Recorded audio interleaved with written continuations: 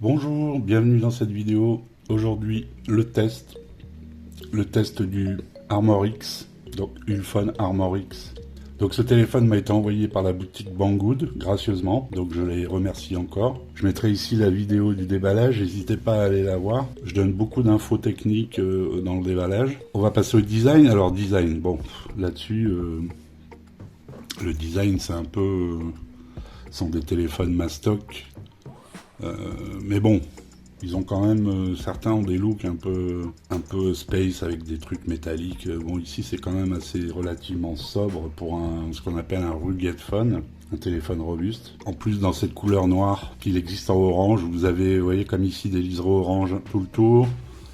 Ici aussi, donc là dans cette version, c'est le noir, c'est ce qu'on appelle le modèle noir. Il y a juste un petit liseré orange ici, c'est un bouton programmable pour, par exemple, allumer la torche, allumer Google Assistant ou autre. Donc voilà, bouton marche arrêt, volume plus moins.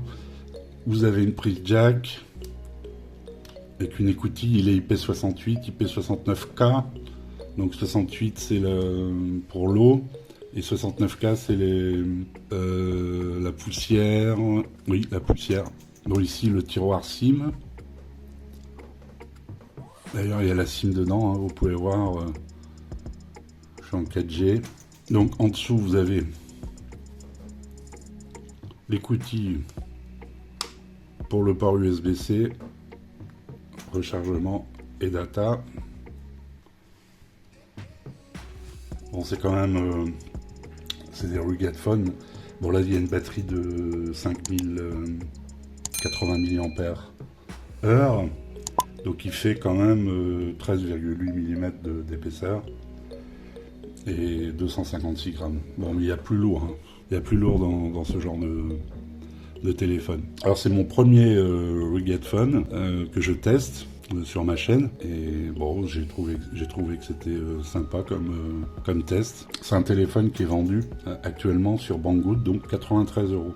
Donc c'est un entrée de gamme, mais vous avez quand même 4 Go de RAM, 64 Go de stockage. Le processeur c'est un Helio P22. Dans le déballage j'avais dit un P25 je crois, j'avais dit, mais non, c'est vraiment le P22, hein, j'ai pu le constater lors de mes tests. Donc c'est un octa-core. Donc qui fait, je vous montrerai tout à l'heure quand on parlera hardware. Donc voilà, pour ce qui est on est sur l'ancien système, hein, 18/9e, il n'y a pas d'encoche ou de goutte d'eau, on est sur un format, je vais mettre voilà, on voit comme ça, on voit mieux, on est sur un écran carré en 18/9e. Donc voilà pour ce qui est du design, 3 capteurs, bon, 2 mégas pardon, pour la profondeur de champ, 2 mégas pour la profondeur de champ. En fait, je ne sais pas pourquoi, il y a 2 capteurs pour la profondeur de champ. Et un principal de 13 mégas. Et vous verrez, les photos sont assez correctes pour un téléphone d'entrée de gamme. Donc justement, l'écran, donc on va parler de l'écran. Donc l'écran, je le trouve bien calibré. Les couleurs sont bien respectées.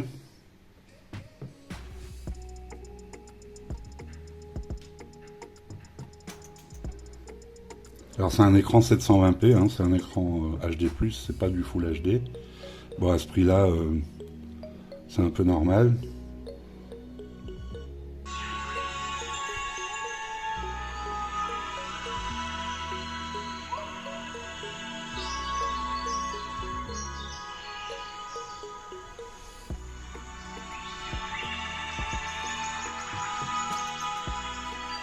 Le pareur est ici.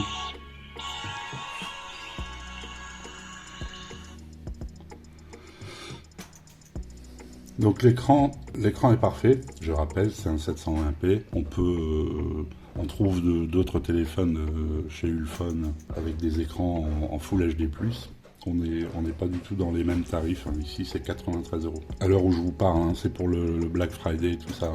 Voilà, on est sur un 5 touches, mais bon, ça suffit pour l'utilisation de ce téléphone. Moi j'ai un copain architecte qui utilise ce genre de téléphone, qui fait parfois un peu de photos. Bon là vous verrez tout à l'heure, les photos sont plutôt correctes pour ce genre de téléphone entrée de gamme, avec un capteur de 13 mégas. Pour l'instant on va parler donc du hardware. Donc le hardware, on est sur un, je le disais tout à l'heure, un Mediatek Helio P22. On a 4 Go de RAM en LPDDR4X, 64 Go de mémoire ROM eMMC 5.1.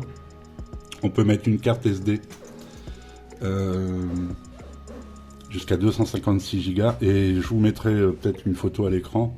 Donc c'est un slot avec soit deux cartes SIM, soit une SIM, une carte mémoire. En GPU, on a un PowerVR GE8320 à 600 MHz. Donc on va parler du software. Alors le software, j'ai l'impression que c'est un Android 10 qui a un petit launcher.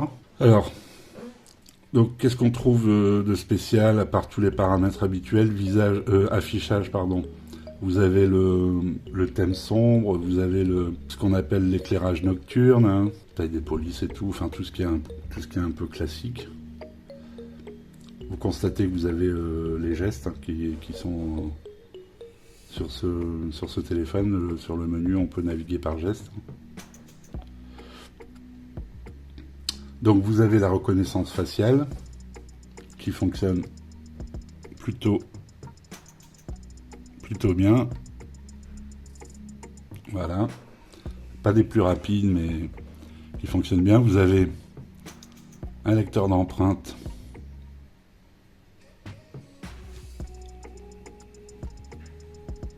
Voilà. Alors il va vite, mais il est un peu capricieux, je trouve. Ou alors c'est parce qu'il est mal placé peut-être. Donc ici vous pouvez choisir si vous voulez justement naviguer par geste ou si vous voulez avoir la barre de menu. La touche multifonctionnelle, c'est cette touche là. Par exemple cliquer, donc un clic. Ça, vous pouvez soit démarrer l'enregistrement audio, allumer la torche, capture d'écran, ouvrir l'appareil photo, SOS.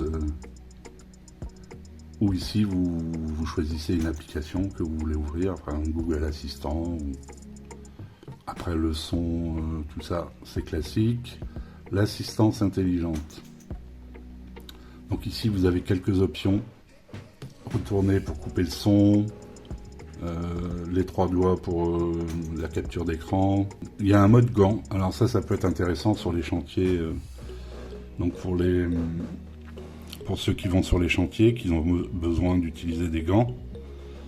Ça fonctionne, alors je vais essayer, je vais prendre j'ai pas de gants là, un bout de tissu. Vous voyez, ça fonctionne, donc comme si j'avais un gant quoi.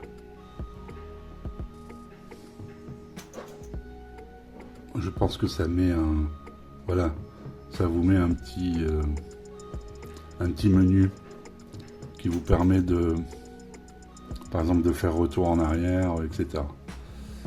Google, Duraspeed, j'ai jamais compris à quoi ça servait ça. Si vous le savez, dites-le moi dans les commentaires, ce serait gentil. Voilà, le software, c'est bien complet. Vous pouvez aussi personnaliser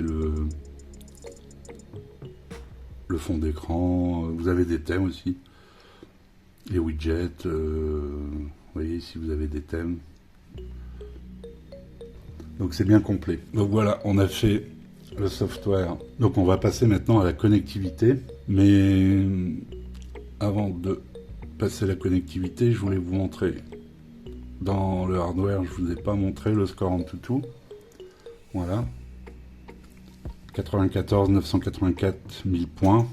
Ah, c'est de l'entrée de gamme. Hein. Donc la connectivité. On est sur du Full 4G, B20, B28, avec les autres bandes classiques. On a toutes les bandes françaises. Le Wi-Fi 5 GHz, donc Wi-Fi AC, donc le Wi-Fi 5. Du Bluetooth 5. On a de l'USB-C en connecteur de charge. On a du NFC. Il y a une radio FM il faut connecter un câble pour avoir l'antenne, des écouteurs quoi. VoLTE, appel Wi-Fi, appel en 4G, donc ça c'est la VoLTE. Alors je disais qu'il y avait les appels Wi-Fi, mais non, il n'y a pas les appels Wi-Fi. On était dans la connectivité, le GPS, ça fonctionne très bien.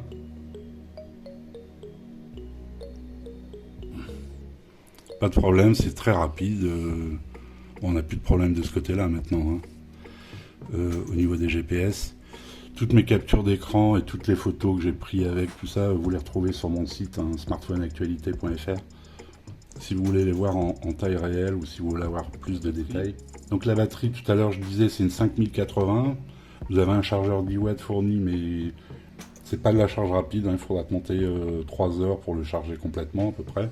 Par contre, l'autonomie, avec cette batterie, vous avez une autonomie quand même très importante. De 2 jours tranquille, hein.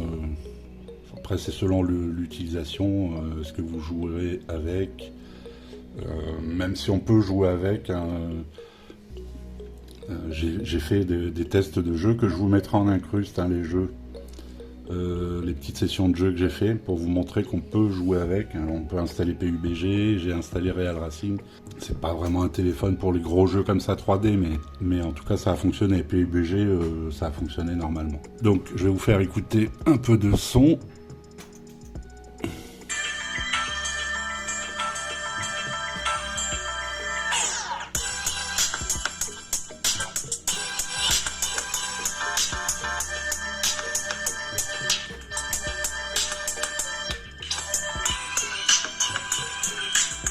Le son est très aigu, il est assez aigu, bon, il n'y a pas excessivement de basse, mais bon, c'est un téléphone à moins de 100 €, c'est un entrée de gamme et ça va, c'est très correct. Donc maintenant, on va passer aux photos. Donc vous avez un mode nuit sur ce téléphone, ce qui est pas mal, un mode HDR, vidéo, photo, un mode pro, et dans les plus, vous pouvez faire des gifs, tiens.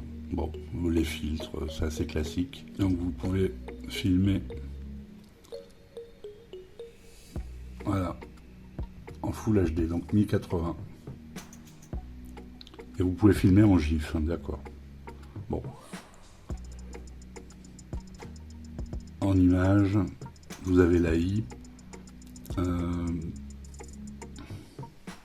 Voilà, je vous laisse voir le menu. La taille d'image, c'est-à-dire la taille de prévisualisation ici, hein. Bon, ça va, ça change pas. Si, 13 mégapixels si je me mets en 4 tiers. Bon, je passe à 12 là en 18/9. Voilà, je vous mets les photos que j'ai prises.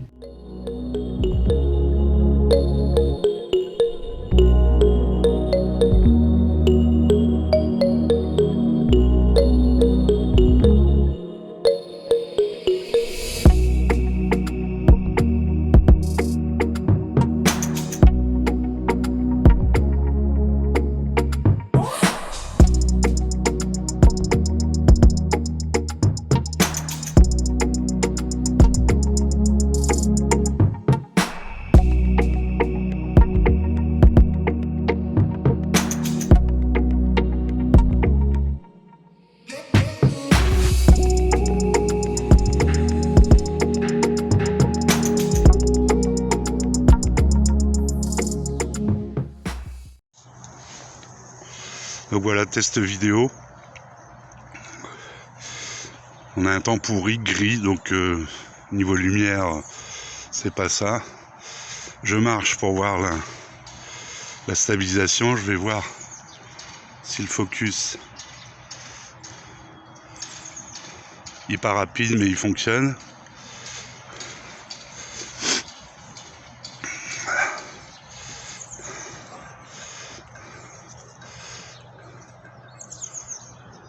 Donc voilà, vous avez vu les photos, c'est un appareil entrée de gamme, donc les photos sont très correctes, c'est du 12 ou du 13 mégapixels selon l'affichage que vous mettrez.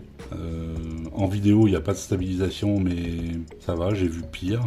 De nuit, voilà quoi, il y a du bruit, c'est normal, c'est correct pour un appareil à ce prix, c'est correct.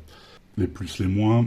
Alors, en moins, qu'est-ce que vous voulez que je dise de moins, c'est un téléphone à 93 € avec des specs tout à fait honnêtes pour ce genre de prix. Après, qu'est-ce que je peux reprocher? Il est quand même bien complet au niveau, il a la jack, les photos sont correctes, vous avez un bouton programmable, ça je le mettrai dans les plus, hein, Si vous utilisez ça sur un chantier ou autre, bah, vous cliquez, vous allumez la torche ou autre chose. Hein. Alors je me suis pas amusé à le faire tomber, le plonger dans l'eau, tout ça. Hein. Donc voilà, on en a fini pour ce test. Je vous remercie de m'avoir suivi. Je vous invite à vous abonner, à liker, enfin tout le petit coin de petit quoi. Je vous remercie de m'avoir suivi. À bientôt. Ciao.